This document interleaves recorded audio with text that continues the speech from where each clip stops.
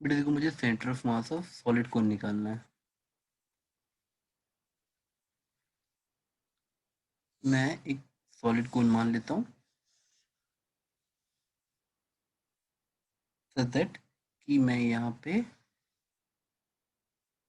देखो, यहाँ मैंने ए मान लिया। बेटा देखो, इस सॉलिड कोन का जो बेस है वो एक सर्कल है, उसके सेंटर को मैंने ओ मान लिया और वही मैंने ओरिजिन भी ले लिया। ये रेडियस बना आर। अब देखो बेटा, फॉर्मूला हमेशा हमारा यही रहता है कि Y C M equal to Y D M upon D M. अब वो हमें टाइम लगता है बच्चों को ये समझाने के लिए कि डीएम का मतलब होता है mass of differential element and Y is centre of mass of differential element, ना कि बॉडी का। अब पहले डिफरेंशियल एलिमेंट का मतलब समझाता हूँ। देखो, डिफरेंशियल एलिमेंट कोई ऐसा पार्ट ऑफ द बॉडी होता है कि अगर मैंने उसी टाइप की किसी एक पैरामीटर को वेरी करा, जैसे मैं बोला कि ये एक डिस्क है, एक छोटी सी डिस्क मेरा डिफरेंशियल एलिमेंट है। लेट अस से वो वाई हाइट पे ही है बेटा, वाई हाइट पे ही है। अगर ये डिफरेंशियल एलिमेंट है तो मैं जैसे जैसे वाई को नीचे लाऊंगा मुझे एक बड़ा सर्कल मिलेगा, वाई को ऊपर लेके जाऊंगा मुझे एक छोटा सा डिस्क मिलेगा। मतलब नीचे लाओ तो बड़ा डिस्क, ऊपर ले जाओ तो छोटा डिस्क। तो डिफरेंशियल एलिमेंट वो symmetrical part of the whole body होता है। अगर आप उसमें कोई एक वेरिएबल को, जैसे वाई को वेरी कराया, तो मुझे पूरी बॉडी कंस्ट्रक्ट होती दिख जाएगी, पूरी बॉडी निकाल सकते हो अगर आपको डिफरेंशियल एलिमेंट समझ आ गया। तो बेटा जब आपको समझ आएगा तो आपको डिफरेंशियल एलिमेंट का मास इनटू उसका सेंटर ऑफ मास का इंटीग्रेशन, क्योंकि हमें पूरी बॉडी का निकालना है इसी तरह से। तो देखो, यहाँ पे हमने डिफरेंशियल एलिमेंट एक डिस्क ले लिया। लेट अस सी कि जो डेंसिटी है वो है m by 1/3 pi R square H. मुझे मेरी डेंसिटी मिल गई बेटा। अब देखो, जैसे ही मुझे डेंसिटी मिल गई तो मैं इसको थोड़ा सा ऐसे लिख लेता हूँ कि 3m by pi R square H. मुझे ये मिला। अब देखो, मुझे क्या करना है।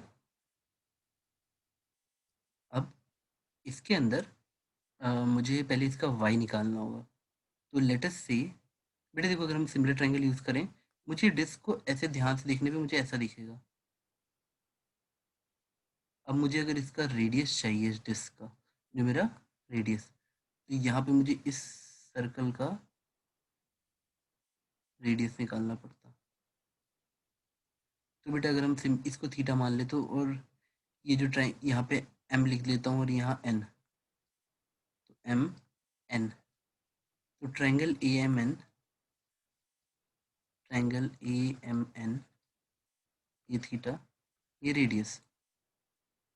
अब बेटा देखो, अगर मेरा रेडियस आप ध्यान से देखोगे तो अगर मैं सिमिलर ट्रायंगल यूज़ करूँ, छोटा ट्रायंगल और बड़ा वाला ट्रायंगल ए ओ डी मान लेते हैं। Triangle A M N is similar to triangle A O B.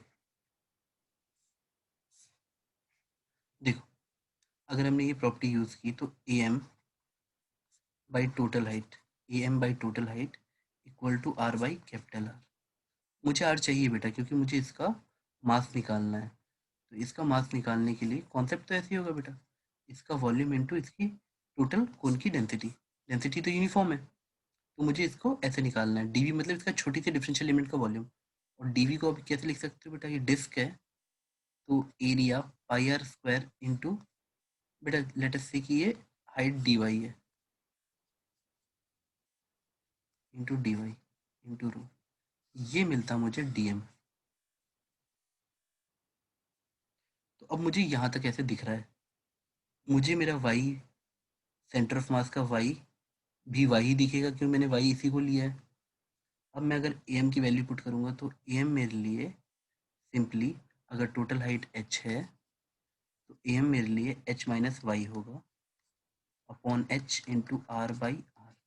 और आर ऑलरेडी मेरे को, अगर आप ट्रायंगल पे ध्यान दोगे तो अगर ये आपका एच माइनस वाई है तो आप चाहो तो आर निकाल सकते हो।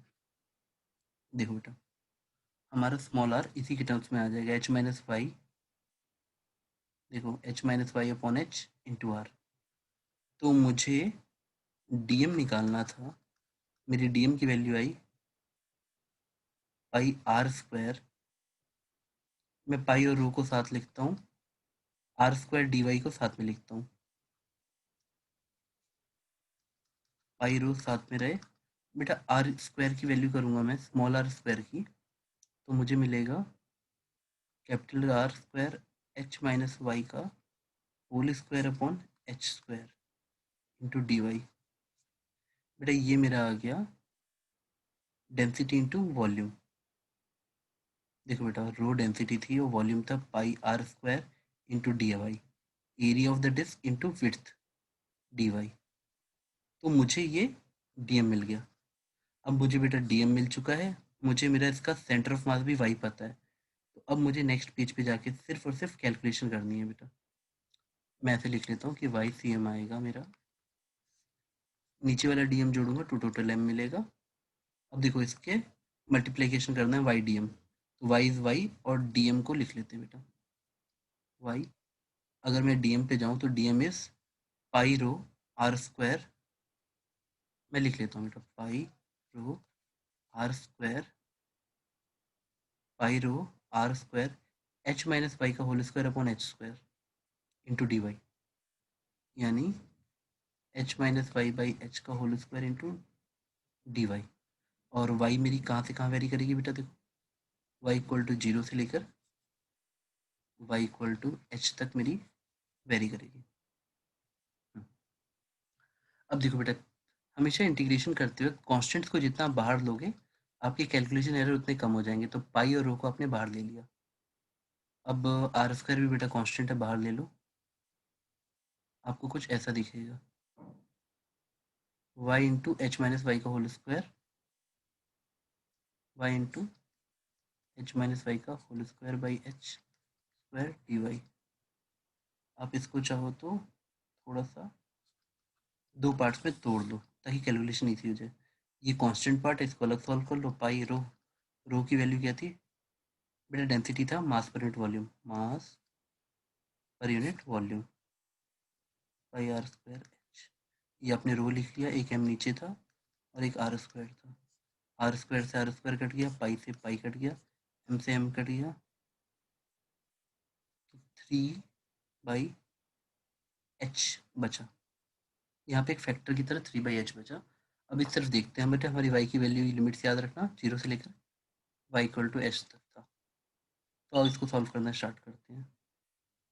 तो अगर मैं देखो इसमें से मैं थोड़ा सा इसको सजा के लिख देता हूँ y वन माइनस,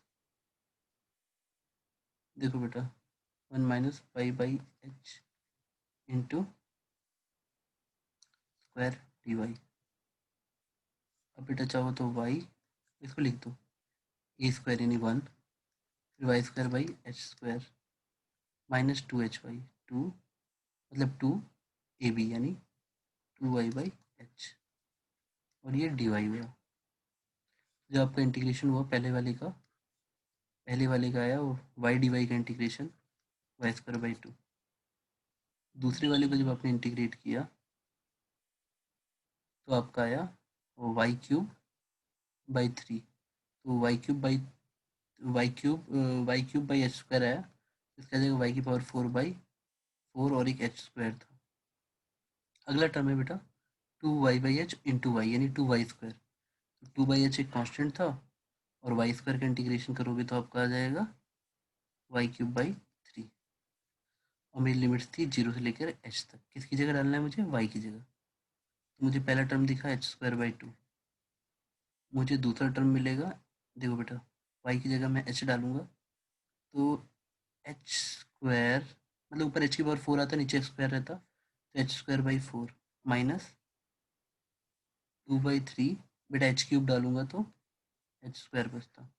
तो कुल मिला के आपका एच स्क्वायर कॉमन लेके one by two plus one by four minus two by three, इतना बचा बेटा, यानी three by four minus two by three. तो मुझे मिल रहा है एच स्क्वायर इंटू नीचे ट्वेल्व आया बेटा और यहाँ पे आ जाएगा आपका 9 - 8 यानी 1। तो h²/12 इंटू h3/h, तो आपको मिल जाएगा h/4। तो YCOM आपका फाइनली आ गया h/4। That will be the answer.